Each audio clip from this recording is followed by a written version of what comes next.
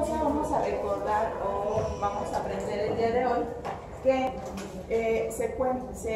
la vamos a dividir en ciertas porciones para poder estudiarlas bien. Vemos aquí a la pelvis completa o articulada, en la cual podemos observar a este hueso, ¿cómo le llamamos? Es el sacro. Y estos, que serían los coxales. Y por último, aquí no lo tiene, pero debería de tener el coxis. Muy bien.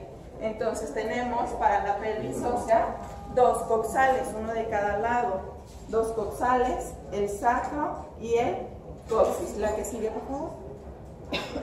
Y ahí la podemos observar. ¿Qué es lo que vamos a revisar de ella? Bien, primero tenemos que entender cuáles son la nomenclatura que ahora tenemos que manejar. De la pelvis sabemos que, vean cómo tiene, es como una cavidad en la parte interna. Entonces a todas las caras que podemos encontrar aquí le vamos a llamar caras internas o cara posterior. Esto sería una cara anterior, unas caras laterales o externas, Del sacro, por ejemplo, tenemos una cara anterior y una cara posterior. Tenemos bordes superiores, borde superior y bordes inferiores. Hay que manejar nomenclatura para poder localizarlo. ¿Por qué? Porque si yo pongo la pelvis así, que la referencia sería que nuestro paciente estuviera acostado, ¿cuál sería superior? Seguiría siendo lo mismo, superior, inferior, anterior y posterior, interno y externo. Pero si mi paciente está, o agarro yo la pelvis de cabeza, ¿cuál sería superior? Superior, inferior, lateral o externo, interno. ¿Sí? O sea, ya ponerle esa nomenclatura a la descripción de los huesos nos indica una posición independientemente de cómo tengamos, en este caso, la pelvis. Para la descripción, esto siempre va a ser superior, aunque yo la agarre así, aunque la ponga hacia abajo. Esto va a ser superior y esto va a ser inferior. ¿Hasta ahí todos bien? Bien. ¿Qué es lo que podemos encontrar de lo que es el sacro, jóvenes? El sacro tiene una forma piramidal, tiene una forma como pirámide, con un vértice y una base. Esta sería nuestra... Es más fácil cuando se prenden los señaladores. Esta sería la base. Aquí encontramos el promontorio. Vemos las alas del sacro, las apófisis articulares. Esta es una cara anterior. Es una cara anterior, la cara anterior del sacro. Aquí podemos observar la cara posterior. ¿Qué es lo que podemos observar de esta cara anterior, jóvenes? De la cara anterior del sacro. Es una vista anterior de los agujeros sacros. ¿Qué más? Las líneas transversas. Y podemos observar al promontorio. Y el borde anterior de las alas del sacro. Borde anterior de las alas del sacro, que serían estas. Este es el borde anterior de las alas del sacro. Bien, podemos ver en la parte posterior, vemos a la cresta sacra posteromedial. Posteromedial es una que se forma aquí. Aquí ya no la tiene, no sé si la otra pelvis la tenga. ¿Quién tiene la otra pelvis? Sí la tiene. No se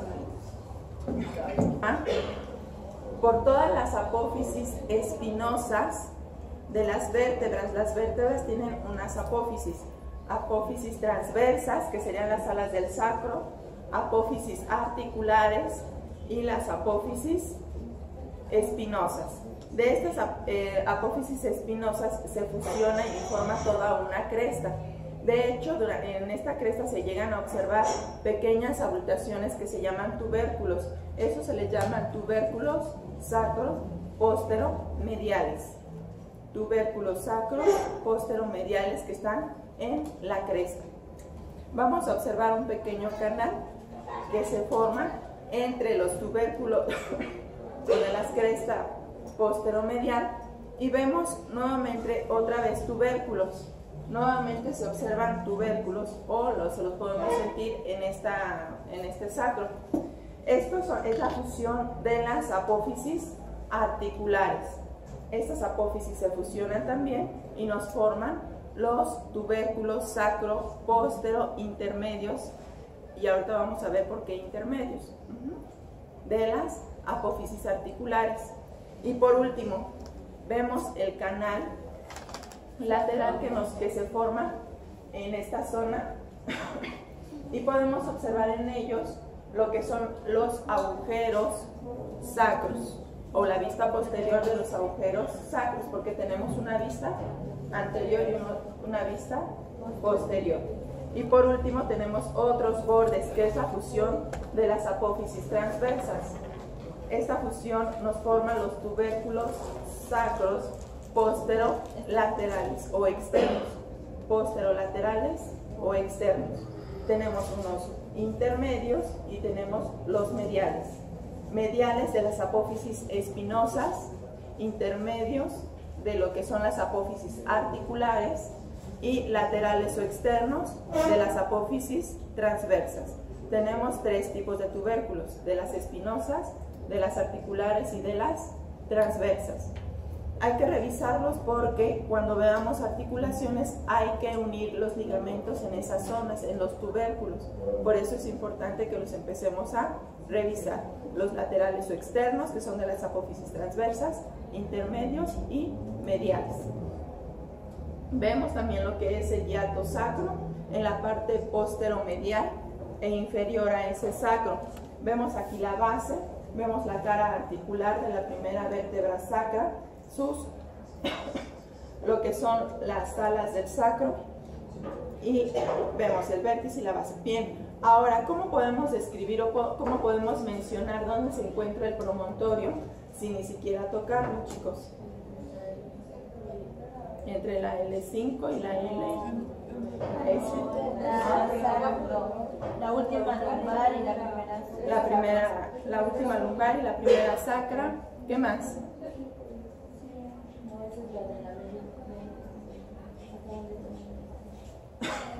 Por acá.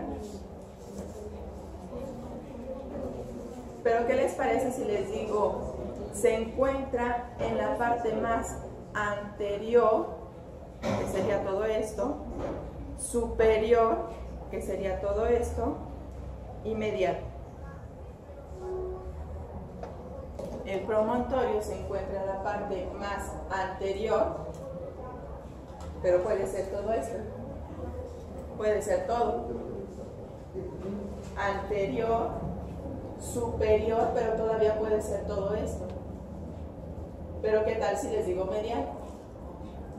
Se encuentra en la parte más anterior, superior y medial. Y ahí encontramos al promontorio. ¿Mándame? No sé, voy a hacer el examen. Ok, porque aquí ya nada más solo con referencias nos vamos a guiar para observar todo. Vemos a lo que es el coxal, y el coxal está formado por tres huesos que se fusionan. ¿Cómo se llaman, chicos? El pubis, el isquio y el ilio. Bien, de lo que es el pubis vemos que tiene un cuerpo y dos ramas. Del cuerpo tiene una forma cuadrilátera, por lo tanto tiene una cara anterior o externa y una cara posterior o interna, y tiene cuatro bordes. ¿Cuáles son? Su borde superior, inferior, medial y lateral. Tiene cuatro bordes y dos caras, un borde superior, inferior, medial y lateral. Y vemos que tiene las dos caras, una cara externa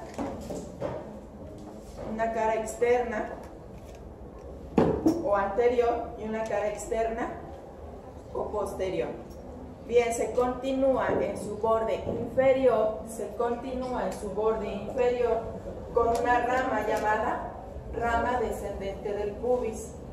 Esta porción nada más sería la rama descendente del pubis, que igual tiene sus cuatro bordes, un borde anterior, posterior, superior e inferior. Aquí vemos su borde superior de la rama, el borde inferior, anterior y posterior. Bien, y tiene nuevamente dos caras, una cara externa y una cara interna, hacia la parte interna de la pelvis verdadera. Bien, vamos a observar entonces que tiene en el cuerpo del pubis, en su borde lateral, se continúa con esta rama, y esta rama se llama rama horizontal del pubis. Rama horizontal del pubis, la cual tiene igual dos caras, una cara externa y una cara interna, y tiene cuatro bordes nuevamente.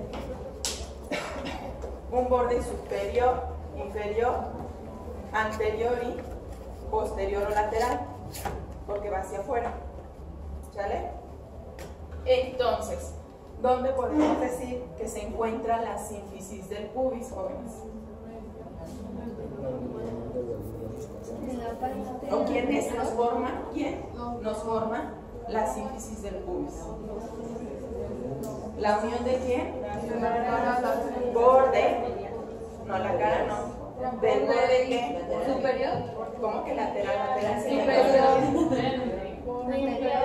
medial, el borde medial del cuerpo del pubis con el borde medial del cuerpo del pubis del lado contrario. Acordémonos que habíamos dicho que era como un cuadrito y tiene cuatro bordes, un medial, superior, inferior y lateral. ¿Sí? Entonces la sínfisis del pubis se forma de los dos bordes mediales de los cuerpos del pubis. No, ese sí porque está en medio. Ese sí. Y anterior tendría que estar delante completo. Y eso se, digamos que queda en lo que es la androide, pero no en la ginecoide, porque está más allá. Ok, del isquio igual lo vamos a dividir en tres porciones, lo que es el cuerpo y sus dos ramas. Del cuerpo vamos a tomar nuevamente una figura geométrica más o menos cuadrilátera, en la cual encontramos dos caras, una cara externa y una cara interna. Una cara externa y una cara interna, igual sus cuatro bordes, en la cual vamos a observar que hacia el borde anterior, vamos a ver que se continúa con la rama ascendente del isquio, rama ascendente del isquio, y se fusiona con ¿qué rama? Con el borde inferior de la rama descendente del pubis, y nos forma una sola rama llamada, ¿cómo, jóvenes? Isquio, la rama isquiopúbica. La rama isquiopúbica está formada por la rama descendente del pubis y la rama ascendente anterior del isquio. ¿Por qué ascendente anterior? Porque hay unos libros que esta rama del isquio la llaman rama vertical del isquio o rama ascendente posterior. Yo he encontrado de las dos formas, ascendente posterior, y por lo tanto esta sería la ascendente anterior, o la rama vertical y la ascendente. A esta le llaman horizontal y esta sería descendente del pubis. ¿Dudas hasta ahí? ¿No? Bueno, vemos que en el borde posterior e inferior del isquio encontramos una zona rugosa, y a eso se le llama tuberosidad del isquio. Tuberosidad del isquio. En su borde posterior e inferior del cuerpo del isquio encontramos una zona rugosa que se llama tuberosidad del isquio. Y vemos por último posterior y superior a su rama vertical o ascendente posterior del isquio, nuevamente con su borde anterior, posterior, inferior y superior. Vemos que se unen junto con el ilio y forman en la cara externa de esta pelvis ósea lo que se le llama acetábulo, que es esta concavidad. Ese acetábulo que es como una zona cóncava, va a tener lo que se le llama fondo acetabular, que es esta parte. En la parte media y central, en la parte del fondo se le llama fondo acetabular. Y vemos hacia la parte externa, en posterior, inferior y superior, en esta zona, lo que se le llama carilla semilunar articular. Es la carilla semilunar articular acetabular. Y vemos que tiene un borde, todo este borde, el borde acetabular. De este borde acetabular tiene 3 escotaduras. Escotaduras es como una falta de continuidad del borde. Por ejemplo, vean, tenemos aquí el borde de la hoja, pero si yo le hago una muesca, pierde su continuidad, y a eso le llamamos, en este caso, escotadura. Sería la escotadura, una falta de la continuidad de ese borde. Y tenemos 3 escotaduras, una que se llama iliopúbica o superior, iliopúbica. Tenemos otra que se encuentra en la parte posterior de ese borde y es la ilioisquiática,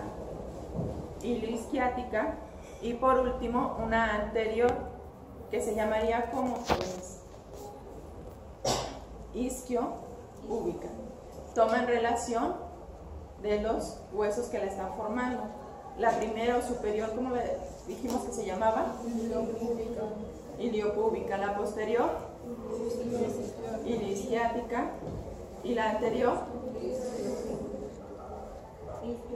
isquiopúbica. Bien, vamos a ver de lo que es el ilio, una cara interna y una cara externa. En la cara externa vemos las fosas glúteas con sus líneas glúteas, y en la cara interna vemos a la fosa, ¿qué, jóvenes? Ilíaca interna. Por debajo de ella y en la parte medial encontramos una línea que le llamamos como, jóvenes, inominada, arcuata o también iliopectínea. ¿Qué sería esta? La línea iliopectínea. Por delante de ella encontramos a una prominencia que se llama eminencia inominada, pectínea, ¿sale? Esta es esta, la eminencia. Y aquí se sigue con el borde superior de la rama horizontal del pubis. Ahora vamos a delimitar toda esta zona para diferenciar entre la pelvis verdadera de la pelvis falsa. Vean, pongan atención, empezamos desde el promontorio, el borde anterior de las alas del sacro, la línea inominada, eminencia iliopectínea, borde superior de la rama horizontal del pubis y el borde superior del cuerpo del pubis.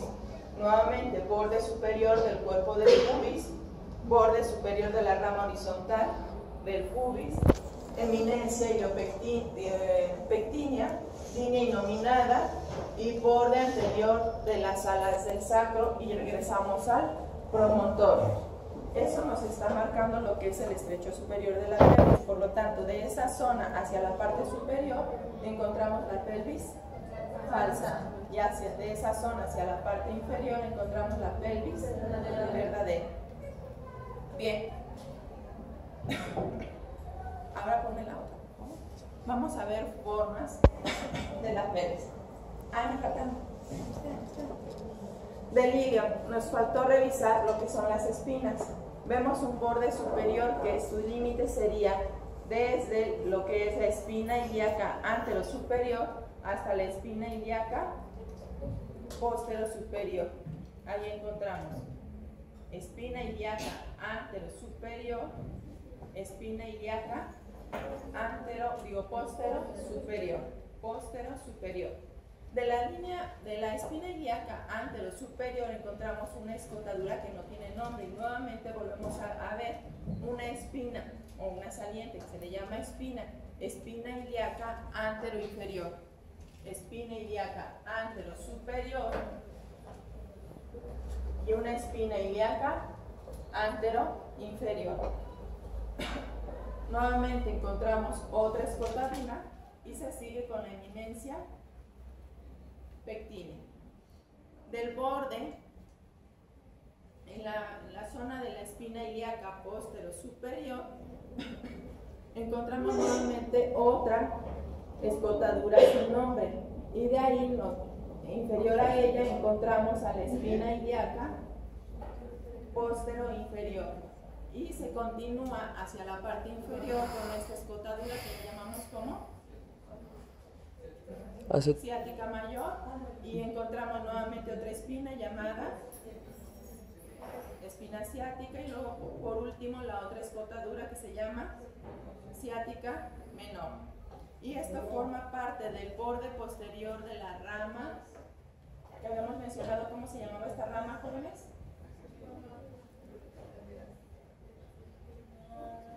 Vertical o ascendente posterior del isquio.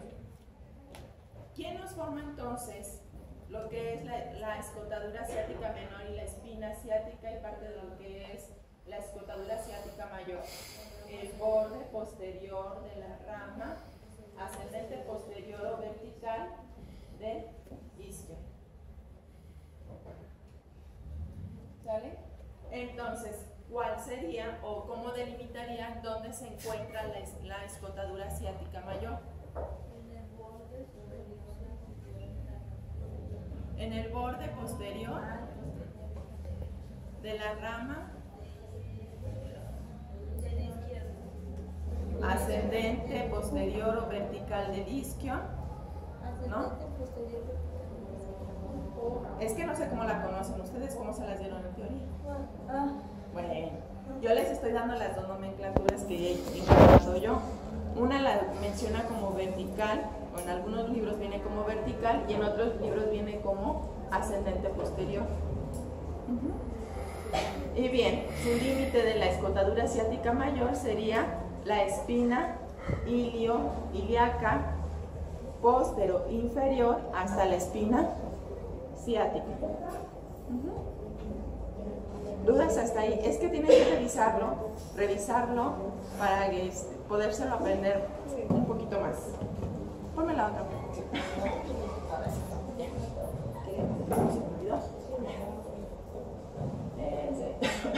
Bien, de las formas de pelvis tenemos 4.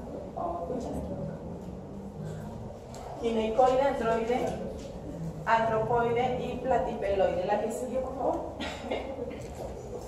Bien, de la ginecoide, ¿cuáles van a ser sus características? Tiene un estrecho superior que ya revisamos, redondeado, en relación al segmento posterior y anterior amplios. Este segmento anterior este anterior y posterior van a ser amplios.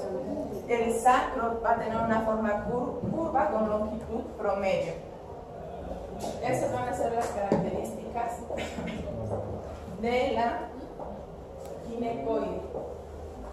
Su estrecho superior es amplio y con paredes laterales en una vista antero-posterior van a ser rectas. Las paredes laterales en una vista antero-posterior son rectas. Y vemos, son estas, rectas, convergentes o divergentes. Y la escotadura sacrociática, la que estábamos revisando ahorita, tiene una amplitud media. Tiene una amplitud media. La que sigue, por favor. Va a tener un diámetro interespinoso. Amplio. Su arco subcúbico va a ser también amplio o curvo y hay un ángulo subcúbico bastante amplio. ¿Sale? Esas son las características de la ginecoide. Por último, su diámetro, que es disquiático, también es amplio. El diámetro que ahí está entre los isquion es amplio. La que sigue, del androide. La androide, su estrecho superior es de forma cuneiforme o de forma triangular curvilíneo, tiene un segmento posterior amplio y aplanado, es amplio y aplanado, pero el estrecho anterior es muy estrecho o casi puntiagudo, a diferencia de la ginecoide que la veíamos como ovalada o redonda, que era amplio. El sacro es recto e tiene una inclinación hacia adelante. El sacro tiene una inclinación hacia adelante. Ahorita lo vamos a observar. Bien, su escotadura sacrociática.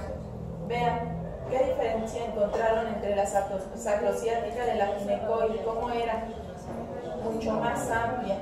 Y ahorita la vemos bastante estrecha, con su continuación del borde lateral de ese sacro. De las paredes laterales en una vista anteroposterior generalmente son convergentes. La que sigue, por favor. Su diámetro interespinoso es acortado. El arco púbico es recto. En el ginecoide lo veríamos un poquito más amplio. Su ángulo subpúbico es muy estrecho. La distancia del ángulo es muy estrecho en comparación de la ginecoide. La que sigue, por favor. El diámetro bisquiático es acortado. La que sigue. Del antropoide. El antropoide tiene su estrecho superior, es ovoide, anteroposterior, es ovoide, pero de una forma anteroposterior. Su longitud es aumentada en los segmentos anterior y posterior, sus diámetros anterior y posterior. Y el diámetro transverso es reducido, o sea que es amplia, pero de forma anteroposterior.